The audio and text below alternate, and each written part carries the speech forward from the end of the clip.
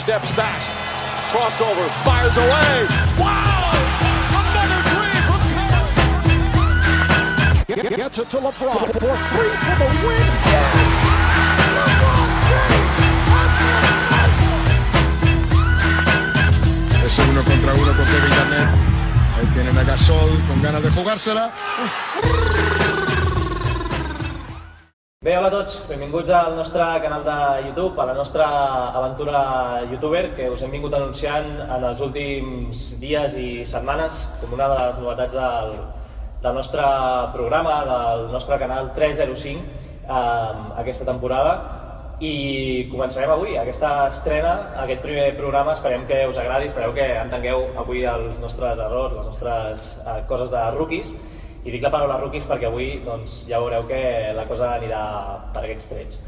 Abans de res, us vull presentar aquí a les persones que segurament a molts ja els coneixeu de la veu i també de la cara si seguiu els nostres periscopes, però toca presentar-los.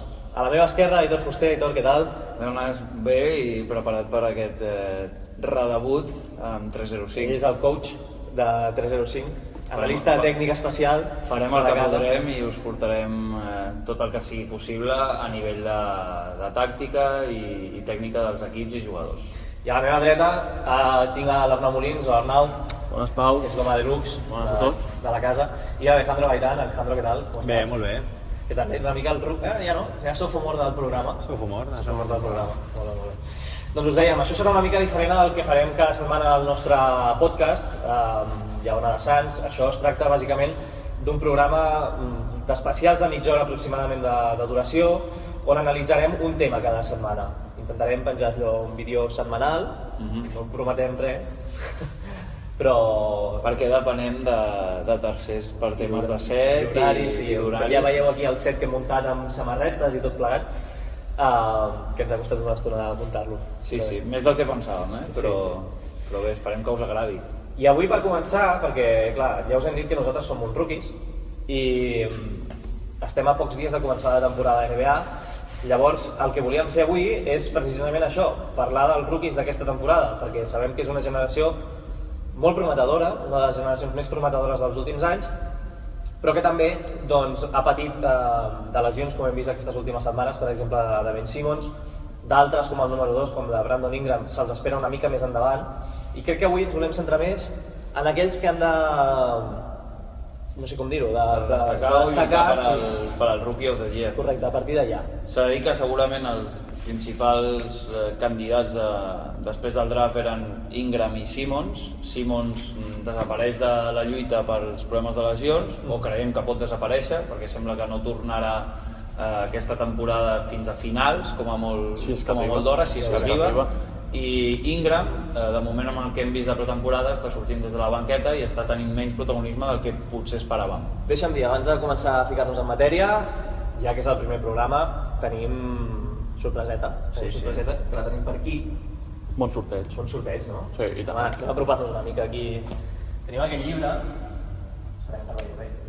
és el del Phil Jackson, 11 anillos, per tots vosaltres, i us explicarem al final del programa com heu de fer per aconseguir aquest llibre, que és un sorteig, un premi interessant, no? No és una samarreta de les que tenim aquí, però...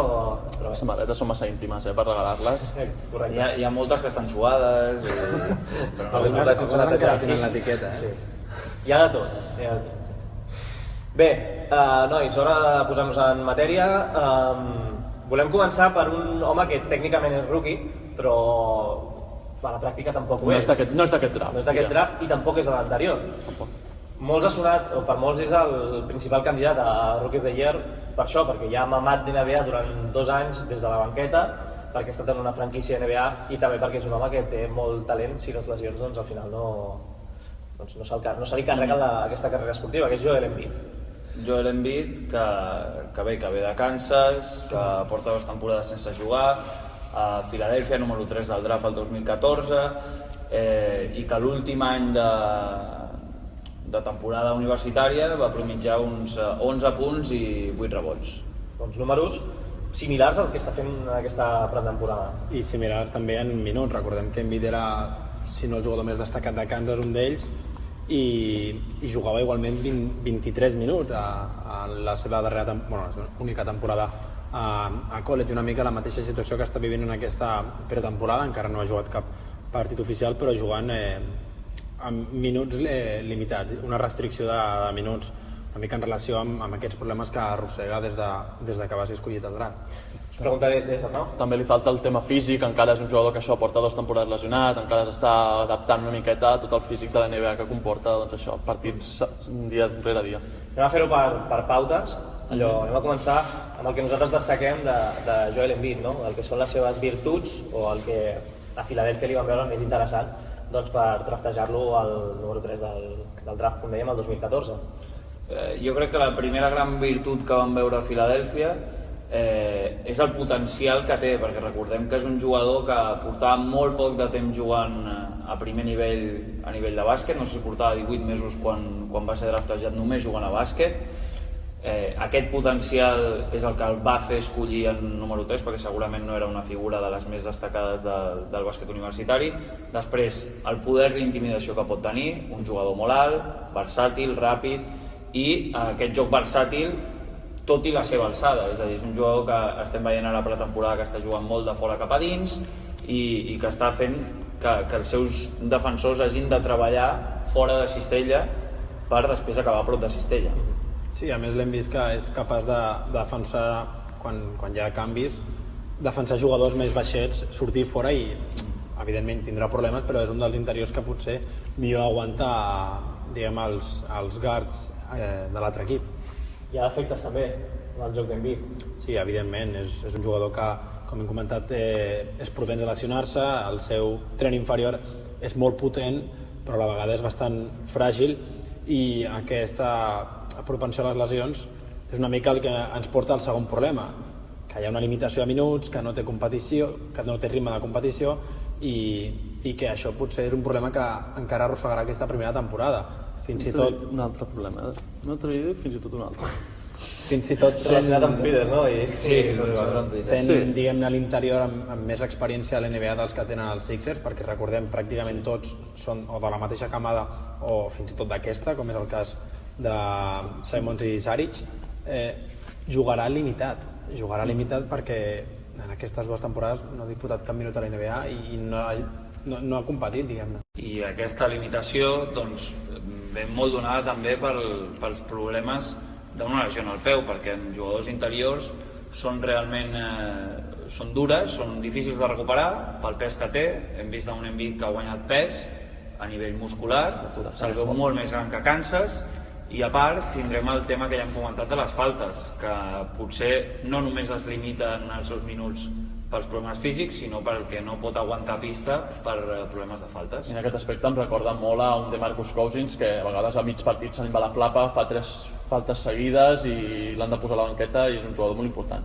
Un altre motiu que considero és compartir vestidor amb jugadors del nivell de Nerlens Noel, Jahlil Okafor, no sabem si aquesta temporada, però amb Simons, fins i tot amb Saric, diguem-ne que la rotació interior de Filadèlfia és una rotació interessant, com a mínim, i haurà de lluitar contra aquests jugadors a l'hora d'aconseguir minuts. I una rotació que no sabem si acabarà la temporada igual, perquè el que sona més són traspassos d'algun d'aquests jugadors dels forwards que té Filadèlfia.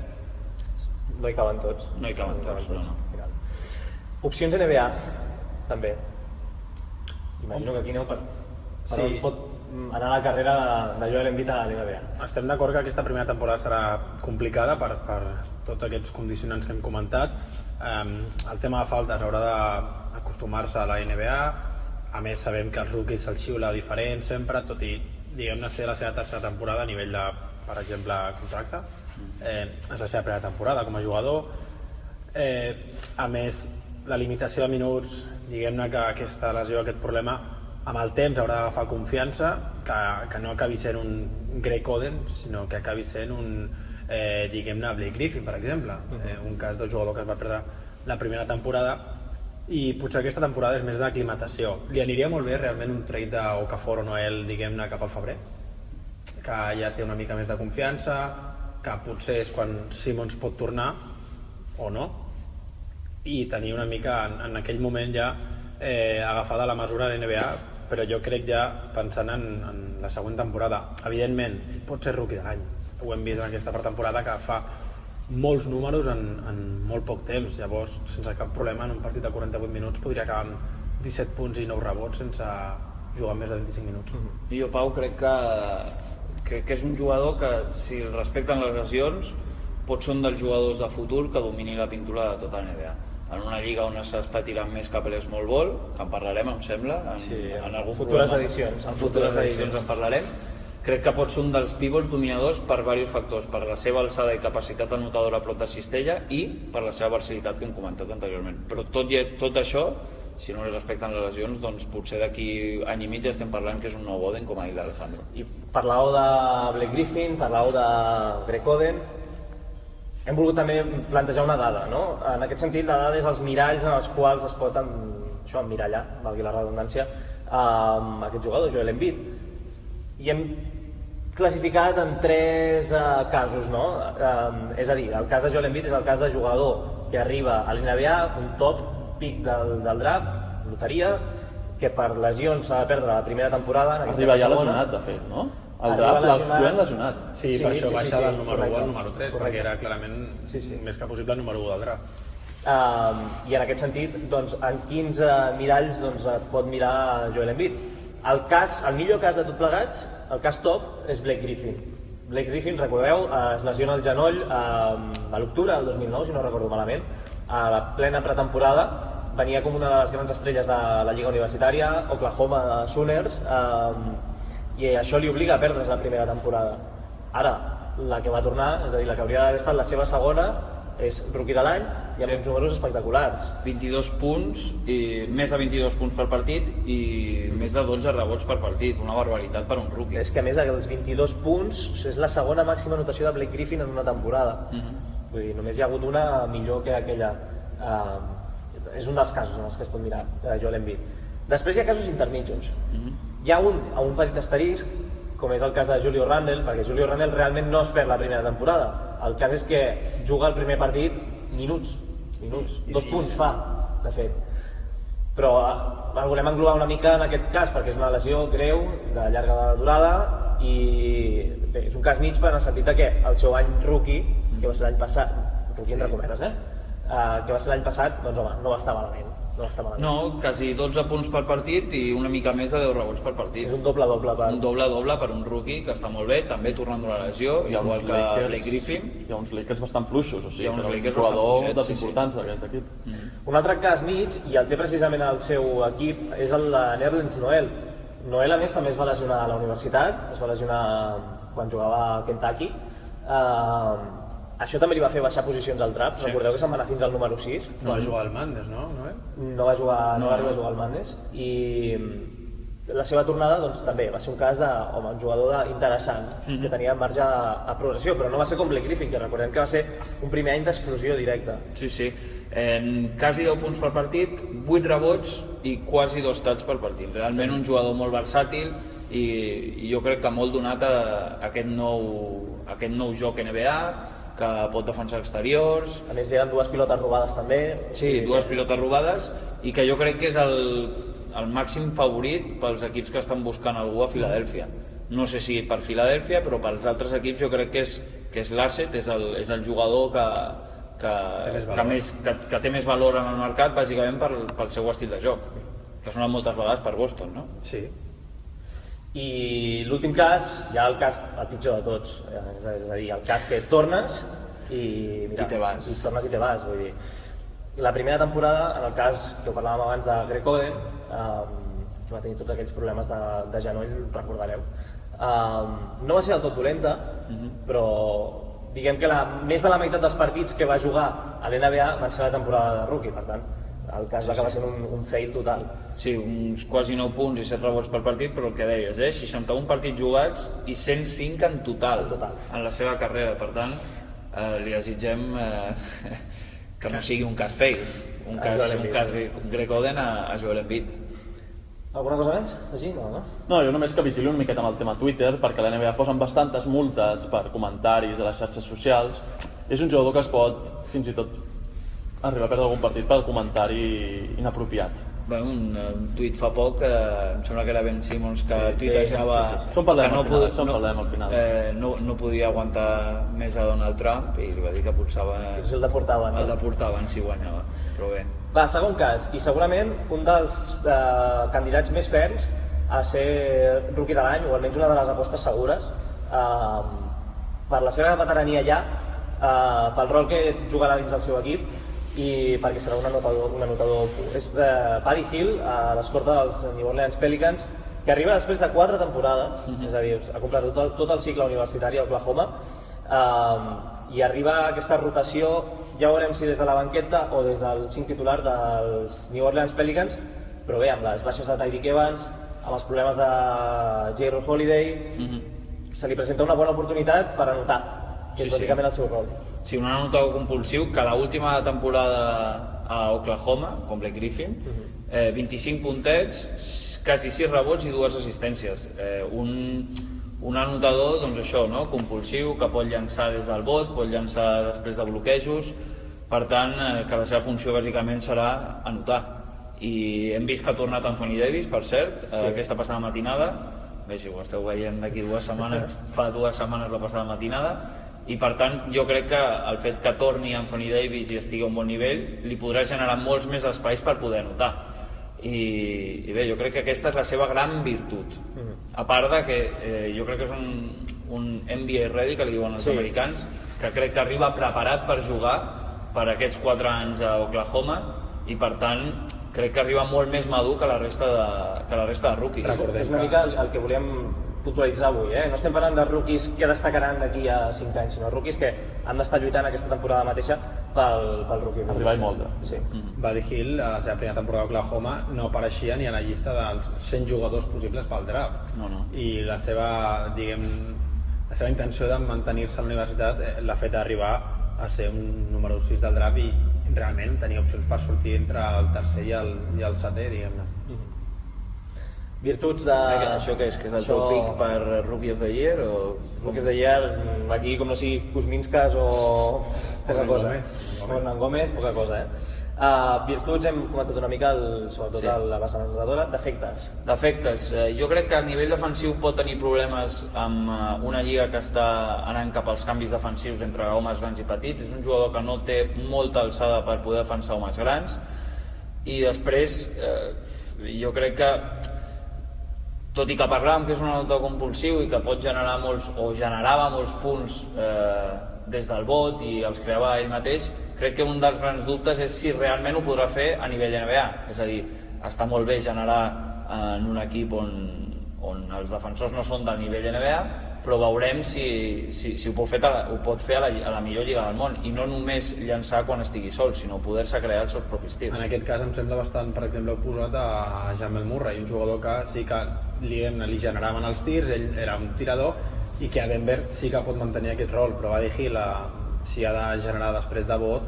serà complicat, perquè ho comentarem, ara mateix, a dia d'avui, és la segona espasa dels Pelicans ofensivament. Sí. Fins i tot la primera, no? Home, Anthony Davis, les lesions que pot tenir últimament, doncs sí, segurament seria el primer. I en aquest sentit, no? I per això creiem que pot ser un dels rookies de l'any pel volum de llançaments que tingui durant tota la temporada. Recordem que el Rookie of the Year no és com l'MVP, on sí que les victòries dels seus equips comptabilitzen molt. Aquí bàsicament es parla de números, per tant, si aconsegueix tenir una bona mitja anotadora i els rebots i assistències més o menys en un nivell digne, jo crec que pot ser una de les grans opcions per emportar-se aquest premi de Rookie of the Year. Si ens fixem, a diferència de l'MVP, la tendència dels últims anys és que el Rookie of the Year se l'ha endut a un jugador d'un equip que el rècord ha estat desastrós. Hem de pensar que normalment els rookies van a equips on no opten per l'anell, llavors és normal. Aquest és un dels grans debats, que a vegades es parla que un jugador rookie aporta una miqueta menys però en un bon equip i no se'l valora tant pel fet de no fer tants números. Però realment és molt complicat veure rookies en equips que guanyen, diguem-ne, Sí. perquè al final el draft està construït de manera d'ajudar. Jaylen Brown ni l'hem contemplat avui, ni el contemplarem, perquè serà un jugador que jugarà entre 10 i 12 minuts. I la dada, bé, opcions NBA també, així comenta per sobre una mica el que hem dit, no? Jugador poc marge de millora. Jo el veig una mica en clau el que comentava l'Aitor, si és capaç de generar-se els tirs ell mateix, evidentment hem vist que ens tallarà. És molt bo, té les qualitats tècniques, físiques encara no, però les pot tenir, i si la primera temporada surt bé, és un jugador al que podem esperar molt. A més, encara té marge de millora en el sentit de convertir-se en un millor jugador, convertir-se en un guard capaç de ser base i escorta, conceptes encara europeus, diguem-ne, capaç de liderar i anotar, capaç de fer moltes coses. I porta el número 24, de Kobe Bryant. Correcte. Per tant, s'espera molt. Una retirada física potser llunyana la tindria, no? Sí, i estil de joc també, l'estil de joc que vam veure a la universitat és molt de Kobe Bryant, de notador compulsiu, com ja hem dit, i li desitgem tot el millor. Sí. La dada de Buddy Hield, aquí m'haureu d'ajudar perquè la xuleta, no me'n recordo d'ella. Hem buscat una mica també els Rookie of the Year que han estat sèniors, és a dir, sèniors de la universitat que després en el seu primer any a l'NBA doncs, s'han endut aquest Rookie of the Year, perquè realment no n'hi ha molts. En els últims anys la tendència ha estat sobretot els one and done, és a dir, jugadors que en el seu primer any d'universitat marxen a l'NBA i després són Rookie of the Year. Sí. De fet, la dada és, des de l'elecció de Pau Gasol, que va ser el primer no nacionalitzat nord-americà en endur-se el Rookie of the Year el 2001-2002, la tendència ha estat de primer any, sobretot. Sí, dos que venen directament de high school, que van ser 7 freshmans, Amar'e Stoudemire i LeBron James, 7 freshmans, sense anar més lluny l'any passat, Carlito, i l'altre, Andrew Wiggins, i l'altre, 3 sophomores, un júnior i finalment 2 sèniors, que són els dos de Portland només. Correcte. Lillard i Brandon Roy. Aquesta és la dada a la qual es pot aferrar a Buddy Hield. Esperem més Lillard que Brandon Roy. Però el cas de Lillard ha estat especial, perquè clar, també és un home que completa els 4 anys i realment arriba... També s'ha seleccionat el número 6, no? M'atreviria a dir Lillard? Sí, jo diria que sí. També s'ha seleccionat el número 6, El tema és que, clar, arriba i fins i tot Lillard ha anat progressant al llarg dels anys. Ha estat una sorpresa molt gran. És un bon mirall per Buddy Hield. I el tema de Lillard, el tema és que venia d'una universitat petita com era Weber State, que feia molts punts, però hi havia molts dubtes si ho podia traslladar al màxim nivell, i s'ha demostrat que sí. Un jugador que, per cert, underrated a tot arreu, perquè ni All-Stars ni res, MVPs ni res. Pensava que diries que un jugador que ha tret un CB. Sí, parlant d'això, sobretot, moltes cançons parlen sobre com creu que ha estat maltractat per la Lliga en general, per les seves valoracions. Sí, jo crec que a Ona ens ho escoltarem, Sí. Arnau ens ho posarà... Sí, això m'encanta. Tens una biblioteca? Diuen per cert que és un dels millors rapers de jugadors de bàsquet que han tret CDs.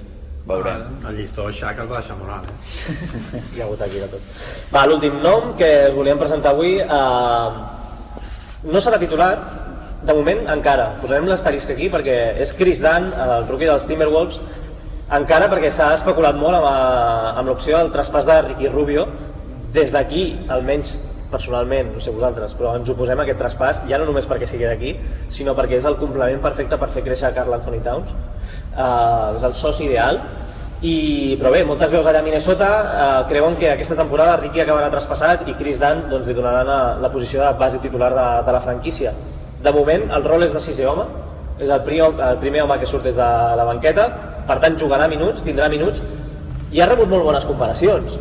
És un home que s'ha comparat amb Chris Paul, sense anar més lluny, ha fet una bona pretemporada també, bons números des de la banqueta, i seria el tercer en discòrdia a dia d'avui. Sí. El tercer en discòrdia, un jugador que l'any passat va fer 16 punts, 5 rebots i quasi 6 assistències per partit, en 31 minuts jugats, quasi 32, cosa que baixarà aquest any, segur, pel fet de la suplència de Ricky Rubio, i que les seves grans virtuts són que és un playmaker reconegut, com hem dit, les comparacions amb Chris Paul no fa falta fer molta descripció de si és playmaker o no, perquè tothom coneix a Chris Paul, una facilitat anotadora bastant bona, s'ha de dir que el seu equip jugava per ell, una cosa que ara mateix tampoc passarà, i jo crec que és una de les grans virtuts sobretot a nivell del seu entrenador, Tom Thibodeau, que és un bon defensor, que a vegades molts rookies arriben a NBA una mica generant aquest dubte, sobretot en aquesta part de la pista, no? en el nivell defensiu. Jo crec que és un jugador que els hi passa com Buddy Hield també, que venen preparats de la universitat per estar més d'una temporada jugant a nivell universitari, i un jugador que ve preparat físicament per defensar exteriors. Tema de virtuts també, si podeu destacar alguna cosa més, si no passem a defectes, directament. Sí, potser una mica de fet aquí l'Aitor al... Sí. Que no ens ha adaptat quasi, Té algun Se les ha fet totes. Té algun defecte també. És una mica irregular, diguem-ne, no és... potser una mica en la línia de Zach LaVine o Andrew Wiggins, que són jugadors que poden tenir grans nits i que el dia següent poden fer una mica 0 de 12, sense cap tipus de problema, i s'ho continuaran tirant tot. Això ho hem vist a Providence, que tenia males nits i com el seu equip, com la universitat jugava per ell, fracàs estrepitós de la universitat en aquella nit perquè Chris Dunn no tenia la nit. Aquesta regularitat, el fet de tenir a Thibodeau a la banqueta li pot ajudar. És un entrenador que ha millorat molts jugadors, però veig un petit problema. Thibodeau és un entrenador ho hem comentat moltes vegades, rotacions curtes, i que potser no talla la progressió dels rookies, però que tampoc és molt pro-rookies. Està en una plantilla on sí o sí ha de tirar de jugadors joves perquè té el que té, però recordem a Chicago que li costava una mica fer servir no eren els mateixos rookies perquè era un Chicago guanyador i era una progressió, és a dir, Jimmy Butler el primer any jugar res. Exacte, i acaba jugant 40 minuts per partit. Jo crec que el tema de rookies va una mica per aquí, i crec que era molt més difícil jugar rookies a Chicago, com ben ho dit, i a la vegada jo crec que el fet aquest que hem comentat de nivell defensiu jo crec que és un tema que a Thibodeau li dona molta importància, i després crec que és important veure que Thibodeau ha estat un any sense entrenar, que ha estat un any visitant entrenadors, que ha estat un any parlant amb tot el món del bàsquet, empapant-se una mica d'altres filosofies, i jo crec que tampoc podem fer grans afirmacions de com serà l'equip de Thibodeau aquest any, perquè és probable, no ho sabem encara perquè no comença la Lliga, però és probable que potser canviï una mica el seu estil. Ens pot sorprendre. I ens pot sorprendre, perquè és jo que l'he escoltat en diverses entrevistes, és un entrenador que se'l veu que aquest any l'ha aprofitat per empapar-se d'altres grans entrenadors i per què no canviar. Ha vist grans jugadors també, ha estat a la selecció dels Estats Units. Sí. Per tant. I recordem, Tom Thibodeau és segurament Kevin Durant al marge, una de les grans adquisicions d'aquest estiu. Si realment Minnesota fa una gran passa amb l'adquisició de Tibbs. I jo l'altre gran problema que li puc veure o defecte és que sàpiga assimilar aquest nou rol, no? Perquè Providence sí que era la primera espasa i ara no ho serà ni la primera, ni la segona, ni la tercera, tot i que segons el rol que tingui a nivell de minuts i d'unitats, és a dir, si és el líder de la segona unitat, per exemple, sí que pot tenir un rol més similar a Providence. A mi el problema que tinc és que és un jugador que diem molt bon defensivament, però té davant un Ricky Rubio que defensivament precisament és un dels seus grans una de les virtuts que té Ricky Rubio. Llavors, clar, en els moments claus potser no sortirà ells de Ricky Rubio defensant. I la segona rotació de Minnesota no són els Lakers del 86, per exemple. Recordem Georgie Dieng, Sabat Muhammad i Elitja i qualque cosa més. Hi ha el Brandon Rush... Sí, però Jordan Hill, que no està jugant. No és el mateix jugar a la primera amb Wiggins, LaVine i Carlito que... Igual que enfrontar-se contra els bases que hi haurà a les segones unitats dels altres equips. Vinga, opcions NBA, que li veieu al Chris Dunn? Jo crec que se li preveu un molt bon futur, i depenent del que passi amb el tema del traspàs de Ricky Rubio o no, podrà tenir més o menys protagonisme, però jo crec que és un jugador de present i, per què no, amb un futur prometedor. Sí, estem bastant d'acord que serà un base titular a pràcticament qualsevol equip en unes temporades. Recordem, no la nit del draft, la tarda del draft, ell durant moltes hores va ser la principal elecció dels Celtics, que teníem la primera, fora d'Ingram i Teníem, has dit tenien? Tenien la primera. Jo entès aquí teníem. Jo també, però bé, no passa res. La repetició. Hi ha molta samarreta dels Celtics, també. Pròxim dia jo crec que haurem de fer només una és meva. A mi em fa por. Recordo un jugador que van fitxar els Timberwolves mateixos, Flynn, em sembla que es deia, que també era d'una posició semblant. Són els dos que van per sobre després de Ricky, Curry, sí. Sí, els dos van per sobre la carn. Espero que no sigui un castling. Jo espero només això. No té pinta, no té pinta, No fa pinta, no. I la dada, ara us explicarem per què no heu d'apostar per Chris Dunn com a Rookie of the Year amb un argument històric que no té ni cap ni peus però que no s'ha donat mai realment, i si es donés aquest any seria la primera vegada. Cap equip a la història ha tingut 3 Rookies of the Year consecutius, és a dir, el cas dels Wolves tenen Andrew Wiggins, a Karl Anthony Towns i Chris Dunn seria el tercer. 3 casos, 3 vegades s'ha donat a la història, aquesta és la quarta amb la de Minnesota, en la qual hi ha hagut l'equip ha tingut un back-to-back de Rookie of the Year, i a més fa molt. Sí, als anys 60, 67-69, els Baltimore Bullets, amb El Monroe i Wes Unseld, això potser ho hauria de pronunciar el nostre expert en pronunciació, que és l'Arnau Molins. I els altres dos són els anys 70, Portland Trail Blazers i Buffalo Brave.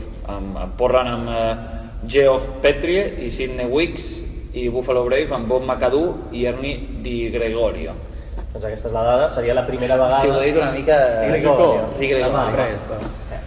Doncs aquesta és la dada, que si Chris Dunn acaba sent el Rookie of the Year seria la primera vegada que un equip té 3 millors jugadors novells d'aquella temporada. Una pregunta, si haguéssiu d'apostar vosaltres, això està gravant, està gravat. Hi ha moltes càmeres, no sabem qui grava i qui no. Hi ha testimonis i tot, behind the scenes. Tot l'equip de producció, per cert que ens està ajudant molt, sí. perquè si no potser hauríem fet 5 minuts de gravació. Si haguéssiu d'apostar, per què apostaríeu vosaltres? Jo, Joel Embiid. Aitor? Jo vaig dir al programa sí, ho vas dir. crec que era el de la conferència Oest, a les guies, Buddy Hield. Jo en la mateixa línia també Buddy Hield. Jo Joel Embiid. Confio bastant. Ojo Chris Dunn, Sí. Molt bé, Déu. Sí, hem dit que era el tercer discòrdia. No, el Pau ha dit que no apostem per ells, doncs no apostem. Ens han deixat una sèrie de rookies interessants. A mi jo Jalen crec, per Brown. exemple, jo no el veig, però potser un Thon Maker ens pot sorprendre. Jo tinc esperances. I Jamal Murray també pot ser una opció interessant liderant la segona unitat de Denver. Jo crec que aquest any hi ha jugadors molt interessants, però que no estaran a un nivell top només de sortida, perquè per exemple hi ha un jugador com Wade Baldwin a Memphis que crec que pot donar en aquest nou sistema que està implantant Fitzdale, no ho he dit bé? Sí, Fitzdale. Crec que pot ser molt interessant perquè és un jugador atlètic, físic i que pot ser una de les sorpreses d'aquest últim draft. Qui sap si Brandon Ingram acaba jugant de titular i ho fa bé i és que aquí hi ha mil factors, vull dir, estem parlant d'això i realment... Home, jo, si Brandon Ingram guanya el Rookie of the Year, vol dir que estem fent les coses molt bé des dels Lakers. Sí. Vinga, la recta final d'aquest programa pilot, si li voleu dir així, d'aquest nostre canal de YouTube, de la nostra estrena youtuber. L'Arnau, que és l'home de Lux, ho hem explicat abans, ens portarà també un ranking. Sí, cada setmana, no? Top algo. Sí, no sempre serà un top 3, però intentaré que sigui un top 3. I avui és top 3 de coses que han fet els rookies, que ja han fet els rookies. Jo crec que he fet un petit spoiler, no? Sí, hi ha hagut un petit spoiler, però no passa res. Va, tothom el coneixerà. Top 3. Top 3 és el número 3, començarem per sota. És un deluxe així light, bastant light, i és que es comenta que la lesió de Ben Simmons, com es pronuncia? Simons, no? Simons, no? Però si ets l'expert, no? Ben. Doncs s'ha lesionat perquè va venir de l'estiu amb 14 quilos de més.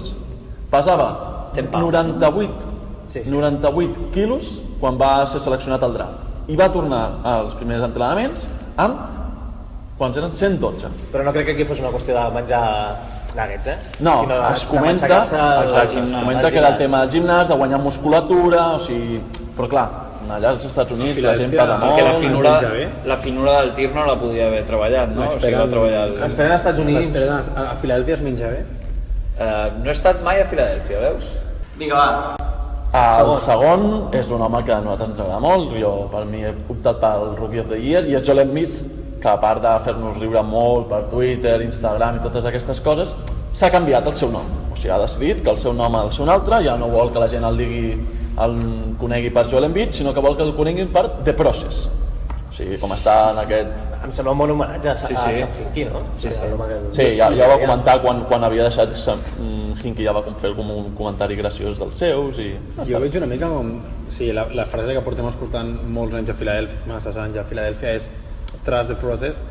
Sí, ara ja és trust Joel Embiid. Confia en ell, perquè si no ho salva ell, veient la mala sort amb Simmons, a qui parles ara, això ja no ho salva ningú. I el que fa gràcia és que ha agafat molts dies i a jugadors NBA els ha comentat directament al Twitter, A mi això m'encanta. A Instagram, perdona. Trust the process. I l'altre dia en Parts ens ho van comentar. Sí, en Parts. Em va semblar increïble. I això, ojalà hi hagués més. Tant de bo hi hagués més a l'NBA de feedback entre jugadors. L'espontaneïtat. No, ell és un jugador espontani, això està clar. I el feedback a pista amb la mirada a Boban. Però això és molt típic, ja. El tir lliure, quan veus per primera vegada a Boban en directe, és com... I amb el número 1? I amb el número 1 és l'espoiler que m'ha fet abans l'Aitor, però no passa res, és que durant el debat de les presidencials dels Estats Units entre Clinton i Trump, doncs Simmons va fer un comentari a Twitter bastant punyent dient que no podia escoltar aquest home, o sigui, que no aguantava Trump. I la resposta ràpida d'Embiid va ser que si guanya el deportarà, o sigui que si guanya Trump deportarà Simmons, perquè recordem que Simmons és australià, nascut a Melbourne, però Simmons li va contraatacar molt bé dient-li que ell tenia doble nacionalitat, o sigui que adeu Jou perquè ell és camerunès, que el que se n'aniria seria ell. Això te la va dir, Embiid realment també té les de perdre. Sí, bastant. Però com que no havia fet comentari negatiu cap a Trump, potser se salvava. Esperem que no passi. Que no deportin a ningú. I que no guanyi Trump, no? També. Recordem que Embiid des que va arribar a l'NBA ha estat una estrella a Twitter. Rihanna va intentar lligar al principi. Va intentar lligar amb Kevin Durant. Va intentar fitxar l'Ebron, pot ser? Va intentar fitxar l'Ebron. Li va fer un follow quan li va dir que no.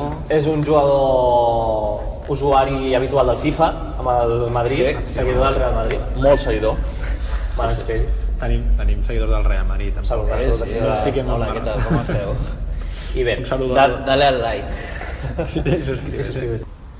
Vinga, va, doncs, recta final d'aquest programa pilot. Us hem dit al principi, tenim una sorpresa molt especial perquè bé, ens fa molta il·lusió obrir aquest canal de YouTube, que esperem que us agradi i esperem que us deixeu totes les vostres suggerències, els vostres comentaris de m'ha agradat, no m'ha agradat, què ficaríeu, què no ficaríeu, proposar temes, no proposar. Home, si pot ser que us agradi, millor, Home, sí, però bé, tot el que es pugui millorar doncs s'haurà de millorar. A Facebook, comentaris a Facebook, a Twitter, @305, i tenim aquí aquest llibre, que és la sorpresa, el regal d'aquest programa pilot, que se'l quedarà l'Aitor, si no... Sí, no, jo el tinc en anglès. Sí, jo també el tinc, Si no me'l quedo jo, tranquils, no passa res, jo me'l puc quedar. Tu que ets un Celtic... Jo crec que és un dels millors llibres que s'han escrit sobre bàsquet a nivell d'intrahistòries, Doncs mira, aquí fent la falqueta del llibre. Participar és molt fàcil, és a dir, no us demanem aquí ni que compartiu a les xarxes, ni fer retuits, ni... Però si compartiu ho agrairem. Efectivament. Quan més serem, més riurem, no? I podeu venir un dia de públic si voleu, i això més T'estàs animant. Fem un 3x3 aquí, amb aquest magnífic set, plegat. No, fora conyes. Participar és molt fàcil, és subscriure-us al nostre canal de YouTube, fer-li like a aquest vídeo i deixar-nos un comentari, però res, no us demanem aquí que ens expliqueu. Si voleu explicar, si voleu argumentar, argumenteu. La pregunta és molt senzilla. Qui és per vosaltres, o qui serà per vosaltres el rookie més destacat d'aquesta temporada 2016-2017? El premi és aquest, i la setmana que ve, és a dir, el pròxim programa, anunciarem el guanyador, que sortirà entre totes les persones que... En el pròxim programa de YouTube, no? De YouTube, sí. Aquí a la ràdio oblidem-nos de moment. Sí. Entre els milers de comentaris... Una mà innocent traurà allò de... A productora. Correcte, la productora, l'operadora de càmera, productora i regidora d'aquest programa, doncs serà la mà innocent. Bueno, dit això, aquest és el regal, molt bon regal, i nosaltres, doncs això, ho deixem aquí. Anava a deixar-ho aquí, però una mica més i amb el mòbil me'l carrego, També, si volen, deixar-nos, com comentava l'Aitor, una mica per Twitter, Facebook, YouTube, què els ha semblat el programa, què podem millorar, que hauríem de... si ens hem de tapar les cares... Si ens retirem.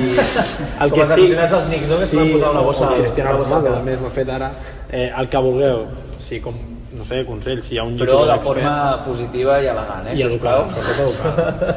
No val aquí Que som burxar que som sensibles. Sí, tenim sentiments, pocs, però alguns encara ens queden. Bé, senyors, gràcies a tots tres i res, tanquem aquest primer programa, esperem que us hagi agradat i ja sabeu, subscripció, like, comentari per guanyar aquest 11 anillos de Phil Jackson i la pròxim programa el sortejarem.